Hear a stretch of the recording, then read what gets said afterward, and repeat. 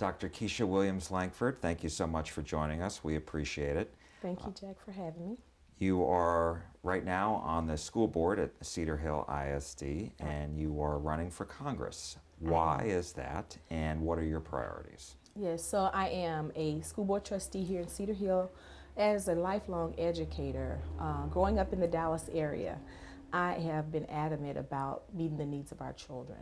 And this gives me an opportunity to not only service the people in my immediate community where I live, but it allows me to go back to my home community and make sure that those needs are met on a national level so that we have systems in place so that our children can soar.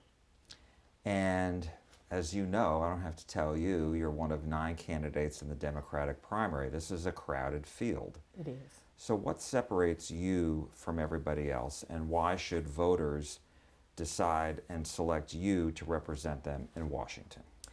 The message is clear. I am a Dallas native, and I have done everything I could possibly do within my power to support our communities, especially those in despair.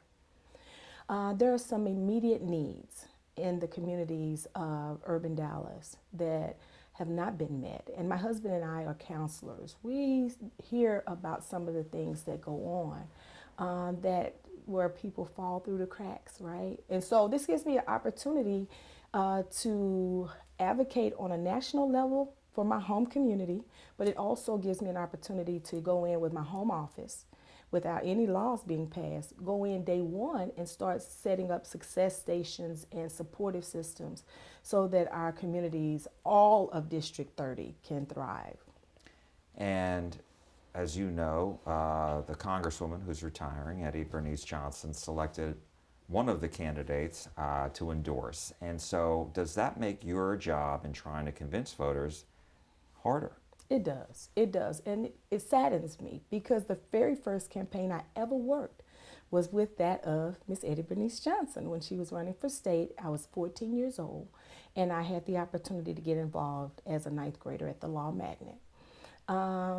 It saddens me because I didn't have an opportunity to speak with her, to talk about my aspirations. And so it does make it difficult, but doable, because I know a lot of people. I've taught thousands of people for over 21 years here in Dallas. So if they know about it, I'm sure we can handle and conquer the challenge ahead. Do you think there will be a runoff? I'm hoping not, but statistically speaking, we know that that's a high probability.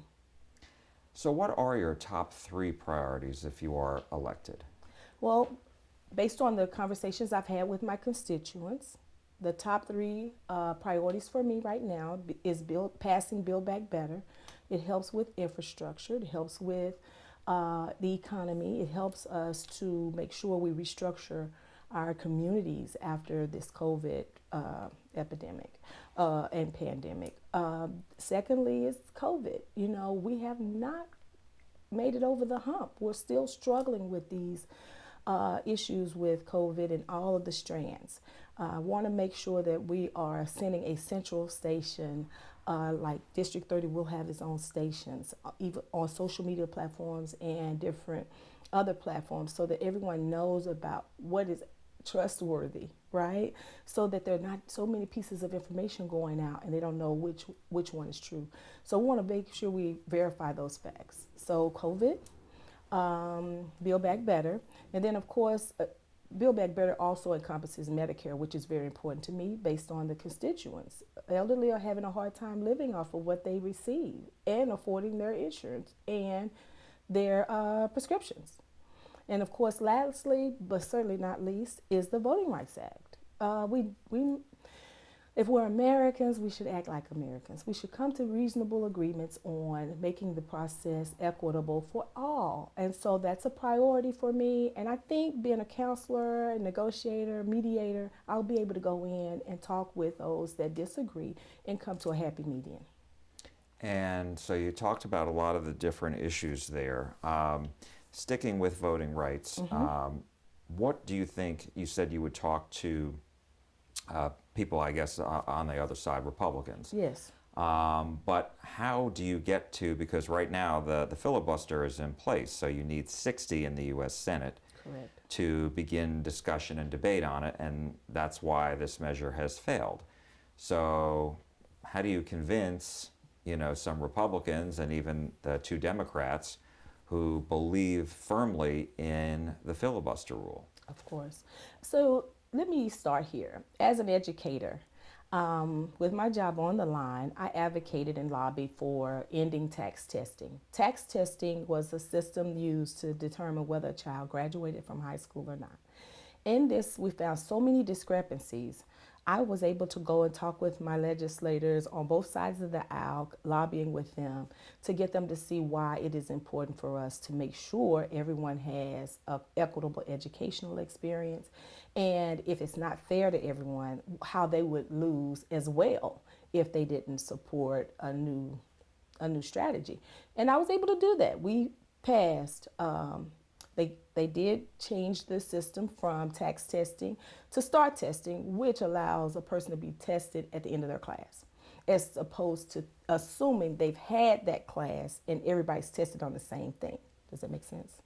So that's what we're doing with that's what I'll do with those on the other side out. Explain to them how important it is for them to be fair and equitable, and that as a representative, when you win, you represent everyone.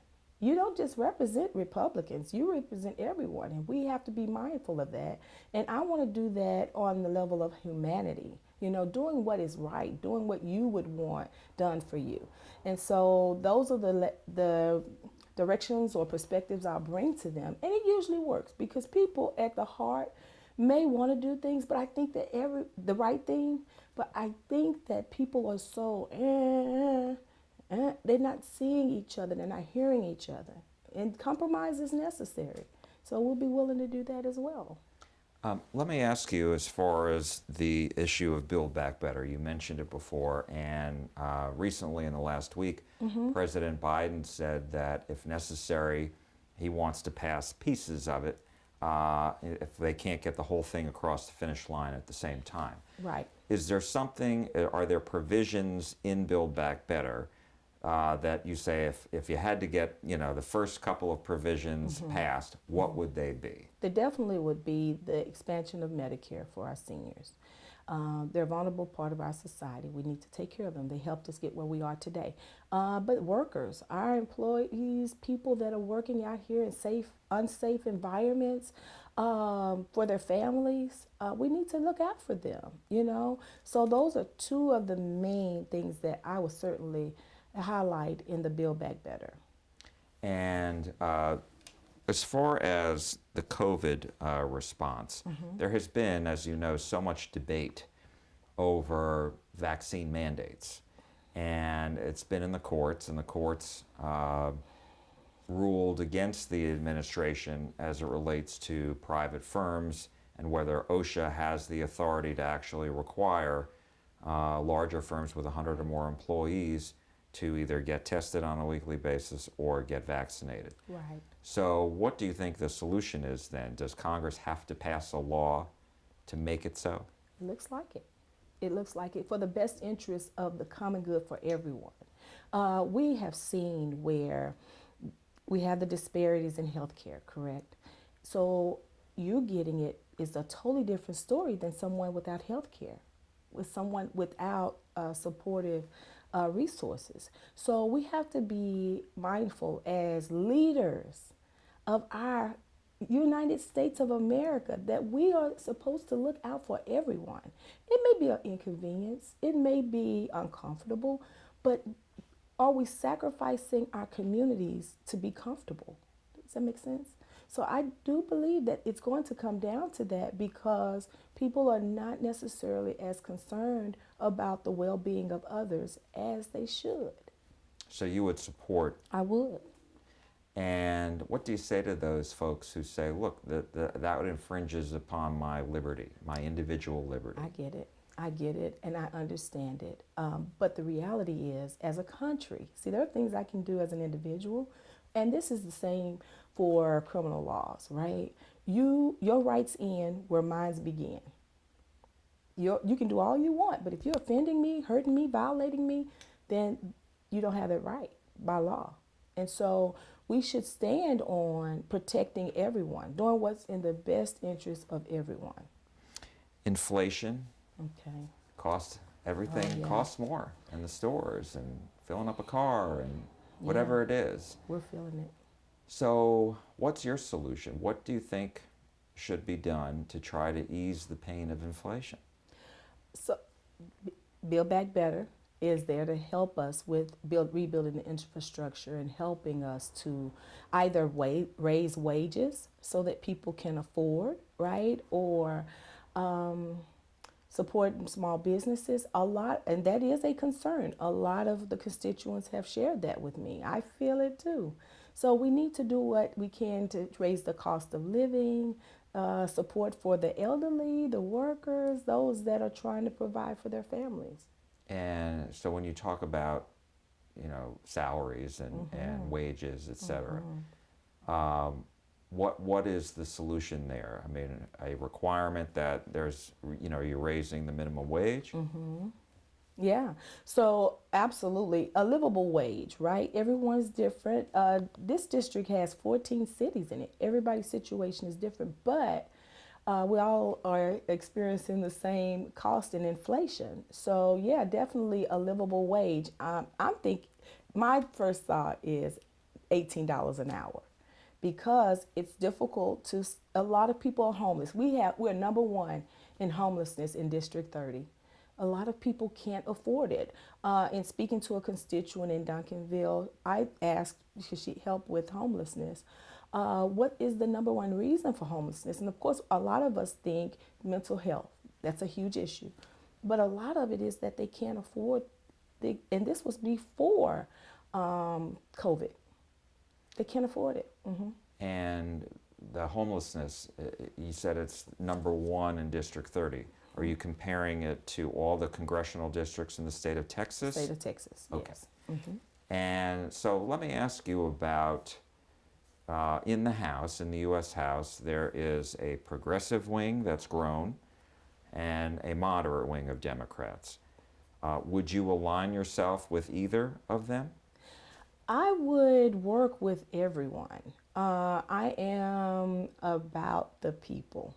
Anything that they're doing or supporting that would benefit for the greater good of our constituents, I will absolutely support. Of course, we have to be fiscally responsible, frugal. I'm with that. I definitely agree with that. I don't want us to be wasteful, but I also want accountability in how the funds are spent and making sure that we're partnering with our constituents as opposed to, just taking care of everyone. We're not trying to enable anyone. I just want to help make sure that everyone is getting the rights and the support and resources they deserve. Dr. Keisha Williams-Lankford, thank you so much for your time. We really appreciate it. Thank you so much.